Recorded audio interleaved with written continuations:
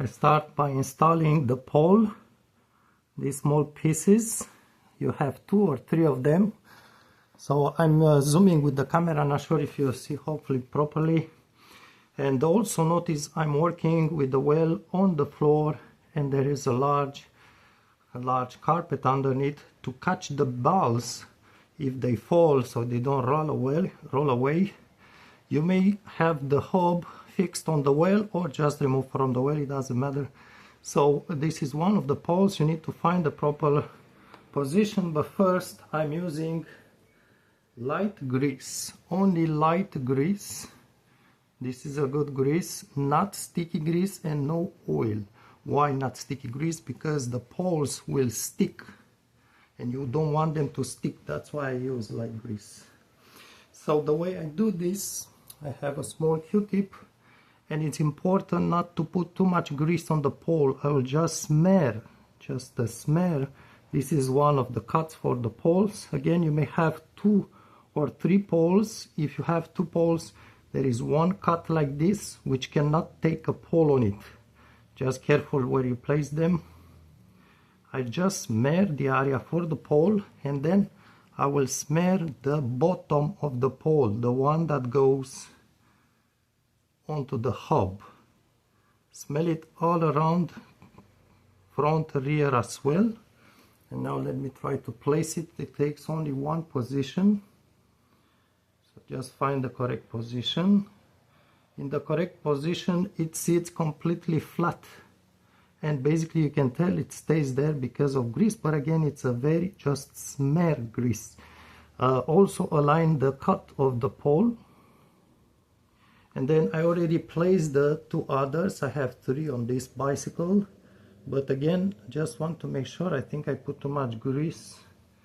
I would remove grease. And when you smear with grease, smear so a little bit of grease goes in the cut. That's where the spring will sit. Then let's just place it there, make sure it's the right way. Now I'm going to place the spring. There is 2 types of springs. One have flat ends. This one has a bent end. It's important to place it correctly. You need to turn the well or the hub around and find there will be a small bump. So normally you have just cuts, and there will be just an edge, a bump like this. This bump here, it depends on this spring.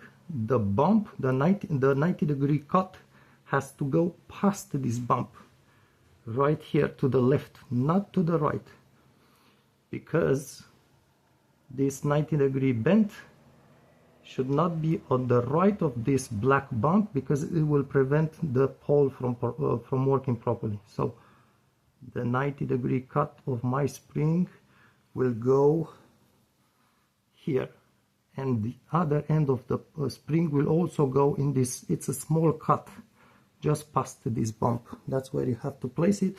And I'm going just to widen the spring, but carefully, if you widen it too much, it will stay wide. So you don't want to expand it permanently. And I just try to capture perhaps, so I want to have the end into the small cut here, the end of the spring. I'll explain for the other type of spring in a moment. Just want to position mine. I put the 90 degrees cut in that bent in that cut, and I just try to overlap the first pole here, and to capture it, place the spring inside the pole, and I'm going to just take the spring down, just wrap it around gently over the next pole. You want to keep the poles in place, and I still have one pole. I'll bend again the spring. Whoops, yes, that's one of the poles that went. That's why you want, it still has grease on it. This is a fiddly job. Let me try to place it correctly. It goes in one position only. Okay, let's move again the spring. I keep one of the ends of the spring with my left hand. It's fiddly, but the spring has to go over the poles. Let me see if it's fine.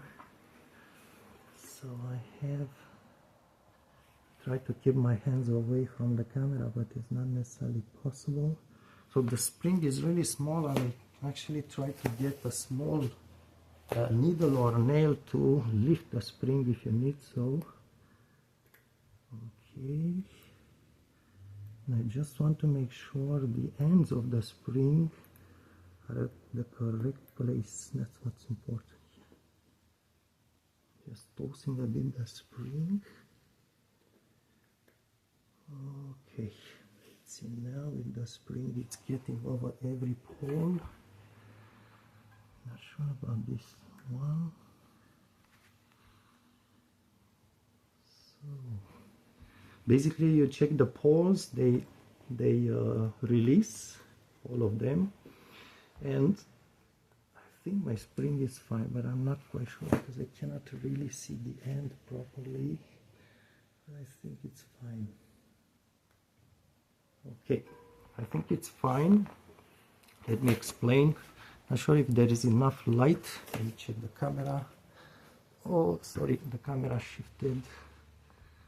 Let me see again. Yes, it's not really easy to film this thing. Hopefully you see something in the video.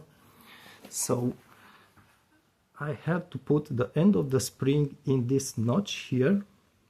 Why? Because this is how the spring will cover all the poles. So all the poles will stay and the spring will not rotate and free one of the poles. If you don't put the ends of the spring in that notch for this type of spring, then at some point the spring will rotate and one of the poles will break loose because the spring has an opening. That's why the spring should not rotate in there. So this is for the spring with a 90 degrees bend. There is also another model of spring which does not have a bend, just two ends, flat ends. For those springs, you need to locate the small bump, and each end of the spring will go on the left and right side of the bump. We'll just kick in the bump, and that bump, if my memory is good, does not have a cut like this bump here. So the flat end spring should just be positioned on both sides of the bump, pushing against the bump. And that keeps that flat end spring from rotating around and releasing one of the poles. So just keep this in mind, this is important. Just check if my poles have enough lubrication. Okay, so this is for the poles. I'll just now put a little bit of grease on top of the poles because I put my hands on it, but again it's a very small amount, just smell basically. Keep in mind you don't have to put thick grease for this to work. The grease will always stay in there. It does not go away, it does not run away. You can also slightly open the poles if you want, but it's better not to force on them. I want to just have everything maybe a bit of grease at the end of the poles, but normally if you don't handle them too much with your hands, the grease should stay in there. That's why before you place the poles you need to coat at least the underneath, but fully, especially the small round end. That's the one that moves around, has the pole around. Let me just verify the tension on there. Okay. And don't forget to place a little bit of grease also in the cut in the middle of the pole. That's where the spring is rubbing against the pole, so that will make just the pole, release easily. Okay, let's place now the small balls at the bottom. So these are 25 small balls. They usually have 3 mm diameter, or that's 1/8 of an inch. You just locate the race area is like more shiny, more looks like silver. This is a black hub. I'm just going to put grease in there, and don't put too much grease, but this time it's more than a smear, because you have to keep the balls in place. And if it's just a smear of grease, like on the poles, it's not going to keep the balls. Well, maybe some balls will fall from there when you assemble the thing. And also, if you look carefully, I think there is kind of a small groove all around. That's for this piece. This piece will slide inside this end of the piece will slide inside that groove. So I'm going to put at this moment also a bit of grease around that groove. I'm not sure if this is necessary, but that's just me. And remember not to use oil on this. I've heard about people trying to refurbish these hubs by soaking them in oil, engine oil or something like this. I tried that too, and trust me, it doesn't work. I mean, it may work somehow, so I'm just kind of putting a bit of grease here around too, just around this area. Basically, yes, actually, so there is also a race inside this piece. I'm going to lubricate it just with a smear of grease, because there's already enough grease on the outer other race. So just a smear of grease here. This is for my balls, on the bottom balls. I call those balls, ball bearings, whatever you call it. And also just around here at the edge, which will go into that channel. Just a bit of grease around it. That edge looks shiny, so I don't know if it touches or not. I'm going to do this off camera a little bit, but just in case. Now, the next thing, let's complete this step. Okay, there is more grease that goes inside this piece, but for now I just yes, let's do it now. Why? Because you'll see, you need to be methodic, otherwise you forget things. Inside this piece we have the surface on which the poles are rubbing. That surface gets grease. It's like cuts, it's like, I don't know, like saw threads or so. So just a smear again on the surface is really just a smear. Too much grease is not the surface, it's kind of, I don't know, it has cuts on it. Too much grease will cause the poles to stick. You do not want that to happen, because otherwise the hub will malfunction, is not going to engage at some point. Basically, you're spinning for to no avail. Now, so this is how it sits. I'm going to flip it like this and grease now just above those, just above the running surface for the poles, so just above those teeth, just at the edge above. That is going to be the point where I'm going to place the upper balls.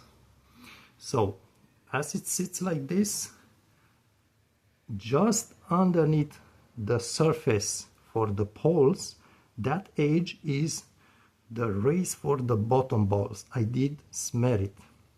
Now if I rotate it up, normal position upwards, above the same surface for the running poles, there is the above edge, and that edge is the running race for the upper balls. So I'm going to smear that edge as well.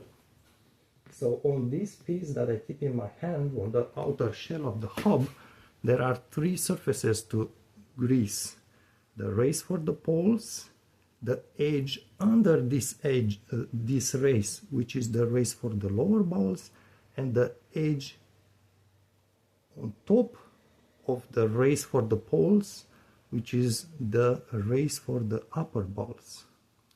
And this thing here, this is a bit tricky. The race for the upper balls, I will smear it with grease, but actually I'm going to put just a bit more than just smell, because on this edge I want to keep the balls sticking in there as well. And this edge is just above the running face for the poles, and I don't want to put too much grease on the running face for the poles, just on the edge above and underneath it for the 2 sets of balls. So I did so, and my recommendation also, careful not to touch the threads. What I do before screwing things in place, I'm going to clean these threads with alcohol very well. I don't want grease on the threads, on any threads here, because grease, it affects the tightening strength. If you want tightening torque, it's increasing the torque and you may shear the threads. So let's put the balls in there at the bottom one. I'm going to use my hand, I don't have better here. For the upper balls, I'm going to use a small trick. There are 25 balls, so I need to keep also counting them. It's fiddly because if you drop one of them, you need to fish it, so you need to pay attention and count them. 25 up, 25 down at the bottom. And just speed up the video at this point if you want. Let's see, that's 6, 7, 8. I'm not going to put grease on the balls because then they drop from there. I don't want that. So that's, let me count again. I have 8, 9,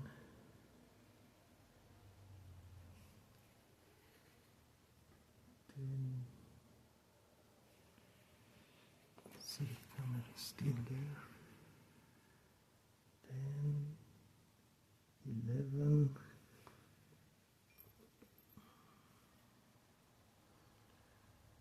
12. Make sure you count them. 13. 14,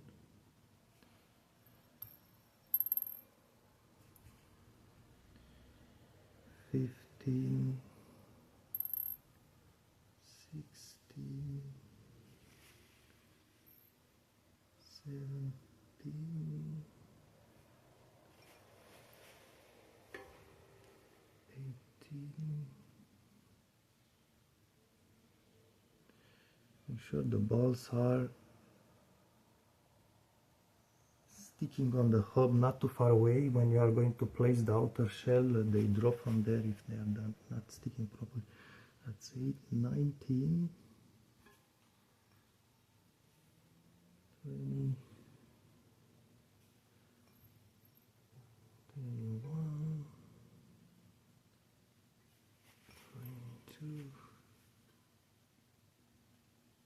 23. Lots of them. Give them a small space, not too much, just one side by side. I think I said 23, 24, 25. Okay, let's just make sure. Again, I don't put grease because you see I try to to make sure, push on them a little bit. If there is grease on the balls, they will stick on my hand, and all this, it's gone. Hopefully they are fine. Let me just count the one that I have here. That's 5, 10, whoops, no, 5,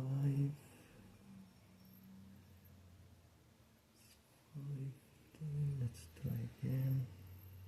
I just want to make sure. 5, 10, 15, what was that missing? 5, 10, 15, oops, okay, that's fine. Numbers check. Okay, now I need to put the the outer shell, and just put down my Okay, need to engage the tip of the pawls in one of the cuts, so you need to rotate it slightly, but make sure you drop it to engage the lower balls. Also at this point, let me see if I will do it now. Yes, I think now is the time. Yes, that's not the correct thing to do now. I will clean the thread here a little bit with alcohol at this moment. Let me just get my alcohol bottle.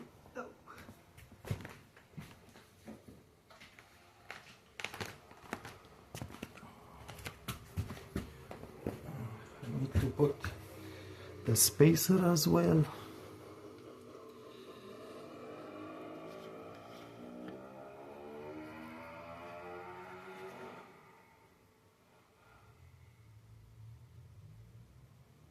Okay. Careful not to touch the poles.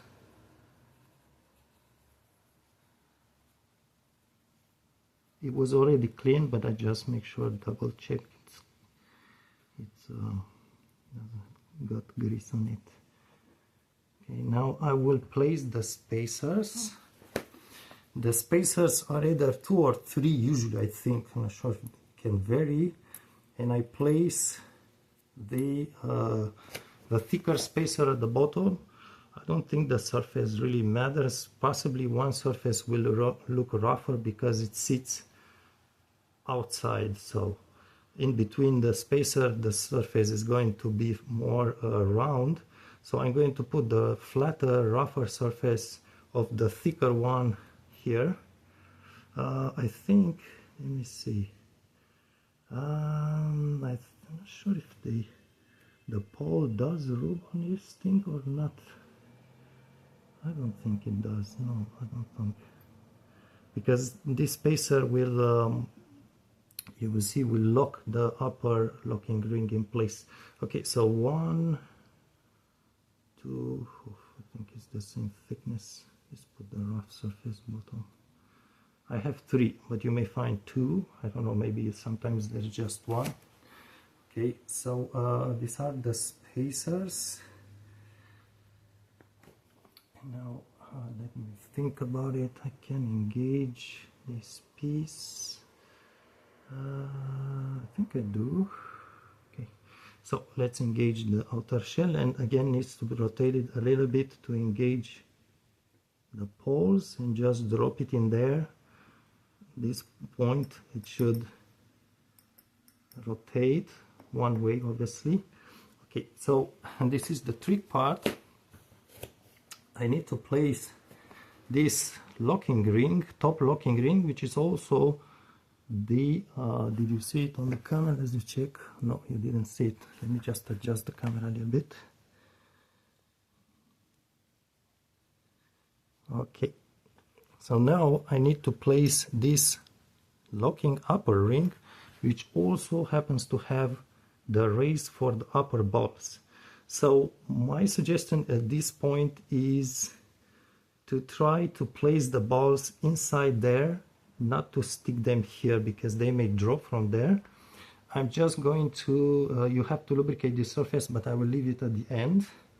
And now you remember I did grease the upper race for the upper balls inside this piece when I did show this in the video. So that spot, it's already greased, it's lubricated. I don't need to redo it. I just need to drop the balls. And the way I'm going to do this, let's see if this works. You can use a needle, not a needle, but a nail, or if you want, if you have a straw. I don't have a straw. If you have a thin straw, a tiny diameter straw, you just place the straw against the spot where you want to drop it, and drop the ball inside the straw, and this way you position the balls correctly with the straw. Make sure you don't get grease at the tip of the straw, because the ball will no longer slide out of the straw. So just a small detail. But right now what I'm doing is I have a nail, just a regular nail, and a small magnet. Now the nail is not magnetized, it does not hold the ball. But if I put a magnet on top of the nail, then I can catch the ball and place it inside. Let me just place this ball there, and I'll just release the magnet, and the ball should drop in there. The ball will drop in there. That's it. That's how I'm going to place 25 little balls, one by one, so I don't drop them inside inside the hub area. Make sure you pick just one ball at a time. I think it's better.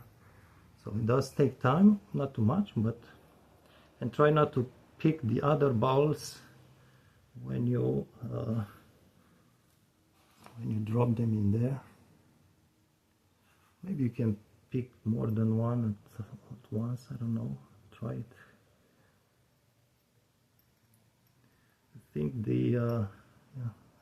this thing, it's kind of magnetizing and picking those spacer too for some reason. So again, let go the magnet and the ball should drop in there.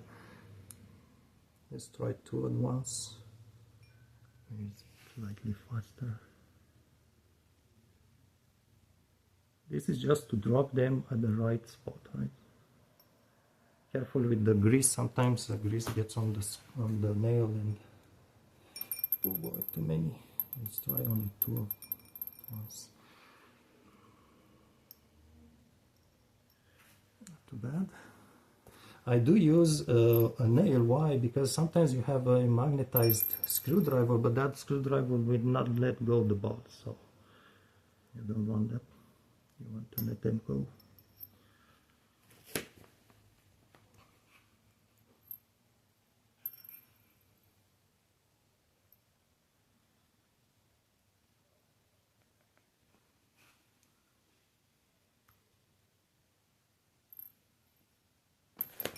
It's not that bad of a job. The problem with these hubs, it's to open them. That's the problem actually. You need tools, special tools, and there is also on this model, well actually on these hubs, there is a cup dust seal, which I show in a video. You may or may not be able to remove it, depends. Usually it's so difficult. However, it's not critical. It's just that if you don't put it back, or if you bend it, you will just get more dust in there. So maybe you need to open the hub more often to just clean it. So, almost done. If you lose one ball, it's not that bad. Perhaps even two balls is not that bad, unless you have some, I don't know, you're racing your bicycle or so. It's not really a terrible thing, but obviously it's better not to lose them. And again, these balls are usually 3mm diameter. That's in Imperial, it's about 1/8 of an inch. It's 3 point something. I don't think it's sharp 3, but so make sure you place the balls all without overlapping on each other, which is happening here somehow. And try not to smear those spacers with grease. Why? Because the spacer, the role for the spacer is very specific. It's to keep this piece from breaking loose. Did you see it? From keeping, they keep this piece locked. It's like a locking spacer rings. Without those spacer rings, because there may be grease in there, this piece may break loose. So that's why they use those spacers. That's why those spacers should be clean of grease in between them, above and on top of, underneath them.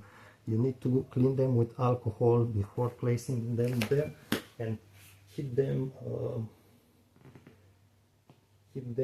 clean when you install the balls or anything else.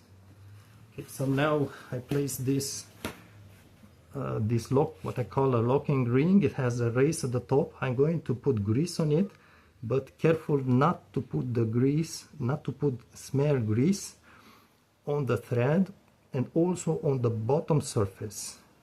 The very flat bottom surface goes against those spacer rings, spacers, and you don't want grease on the surface. So it's better to use less grease. Just smear it. Again, it doesn't have to have thick grease on it. Just go careful. Just smear.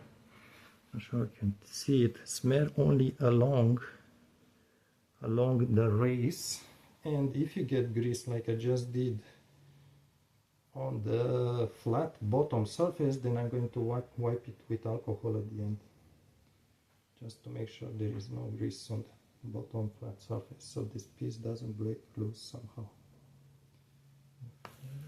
So again, on this race, just a little bit of grease, basically almost just a smear of grease,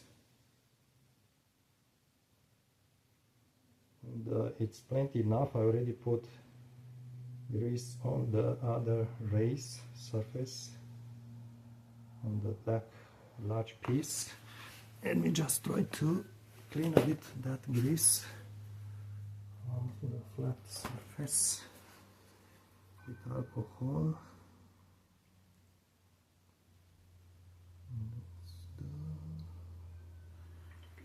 I'm going to clean just the flat surface, just make sure it's no grease on there, just carefully without wiping off the grease on the race itself. And this is a job that you do with your hands and it's not very clean.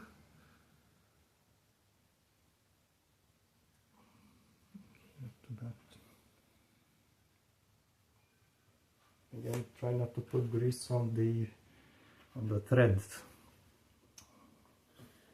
So what's happening basically when you have grease on the threads is that this, when you tighten down anything, a bolt, a nut, anything, a screw, whatever, the feeling of torque,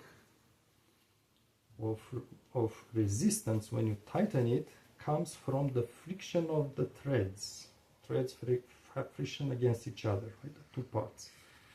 And if you put grease on the threads, well, that friction basically gets much diminished.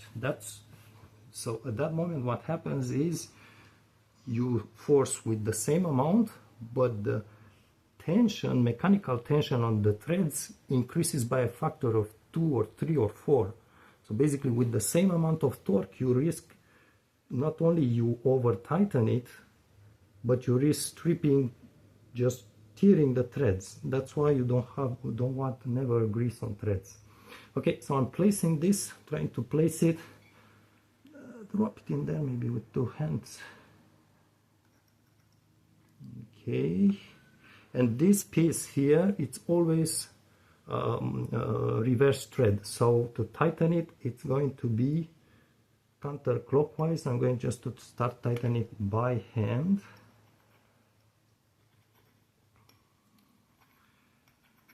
Right, counterclockwise like this.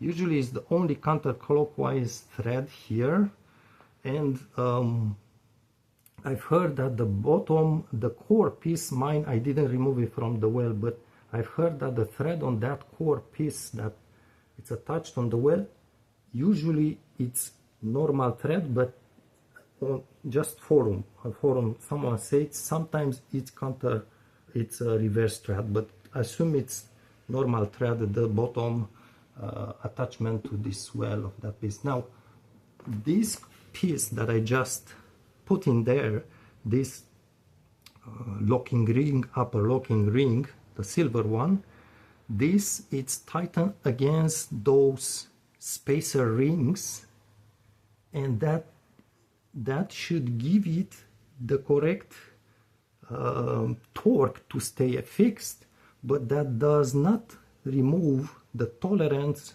with the ball bearings.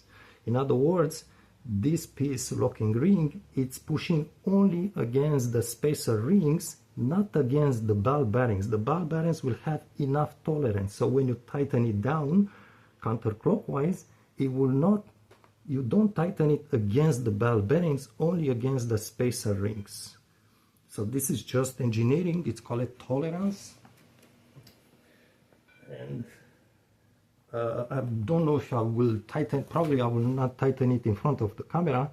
This is the piece I manufactured. If you want, you can buy it to tighten that thing down. I just do it. It's not full. I will have my wrench to completely tighten it, but I just want to check my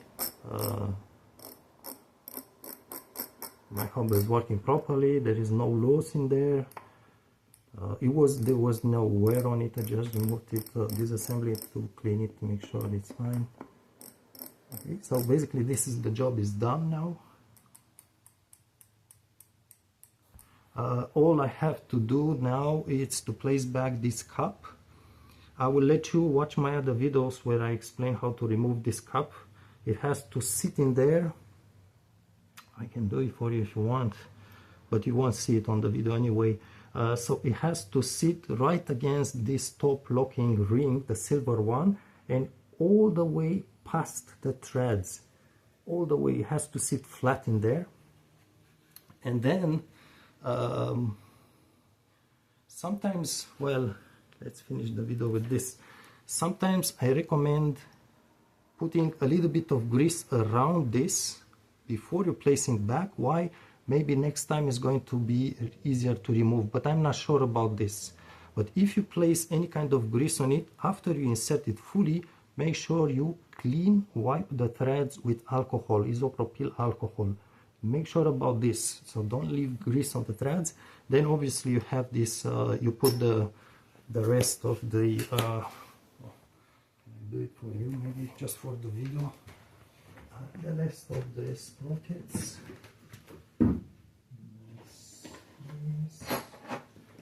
That's just for the video's sake. So the sprockets will go, you need to rotate the hub until you find one smaller bump here. Is just one of them which matches one small cut in the sprocket piece. Let's just find it. Okay, is this one here, so then you can drop it in there like this. Bam. And the same goes for these two other smaller sprockets. You need to find a small cut. It's right here. So sorry, the other way. So it drops like this with a thicker piece at the bottom. This just keeps the space between them. This piece also have a small cut, and this piece goes with the teeth or rough surface at the top, right? So just find the small cut. It's more difficult to see that small cut on this piece. Is it not? It's not this one. Okay, now we drop. I'm not sure if you see this on. Yes, you should be seeing it. Okay, and then obviously the outer locking ring goes on this thing. Notice how it goes with the teeth surface at the bottom, because that rubs against this piece. And another idea, maybe put some bit of grease on this teeth surface, or maybe on the corresponding surface, a bit of grease. Why? But not on the threads. Be careful not to smear grease on these threads. So this is risky. Why? Because this will help you possibly the next time release it easier, but sometimes also make sure you don't tighten it too hard at that point, because grease will have you tighten it too much then. So maybe use less torque, but sometimes that grease will just get with grit and dust and whatnot, and it's that grit that will also make removal next time much more difficult. So it's up to you if you want to try the grease thing or not. So this is normal thread normally. That's how it's tightened in there. Also, let me remove. Don't forget, you will have to place back the hub balls, the balls for the hub itself, the shaft that goes in there. So you need to lubricate the top of the locking ring piece. Once you fully tighten it, you need to put grease on it for the upper balls. You can do it at this point. I think it's easier, just the top of it, right? It's easier, and then when you insert the hub, it's already lubricated. Okay, hopefully this gives you an idea and makes your work easier. And just look at my other videos on my playlist. I will link your playlist how to disassemble this. But again, if you want to, even if you have all the tools to disassemble these things, sometimes, for instance, this outer locking ring, sometimes it's so stuck in there because of grit, or maybe someone's tightened it too hard, that it might not be easy. Myself, I brought this to a shop, to a bike shop. Also, in another video, in the video where I disassemble this thing, I give you an idea of torque. Maybe I can talk about torque. I'm not sure if, yeah, let's try to talk about torque here. Again, careful with the torque. I'm giving you a few numbers of torque, but without grease on thread, right? Clean threads. For the bottom piece that attaches at the hub, I would say the torque would be around, I would put maybe 25 pounds-feet. I think feet-pounds, right? That's how I would say. 25 feet-pound. It doesn't have to be crazy, because it's not losing it by itself when you ride the bicycle, because your force from pedaling goes the same way as the thread in force, so it's not critical. So also don't over tighten it too much, because this, on the well side, it's always aluminum threads. On the hub side, it's metal threads. So if you tighten metal on aluminum threads with too much force, you strip the aluminum threads, and then you need a new well. So about 20, maybe 20-25 feet-pound at the bottom. The locking ring, I would say about maybe 15 feet-pound or so. 20, make it 20, but without grease. And the outer one also 15-20. Let's call it 20. So that's my numbers, more or less. I'm not sure if you get an idea how tight it is without a torque wrench. Maybe it's, all these are about, how to describe this, medium snug. I say that in a video, medium snug. So you force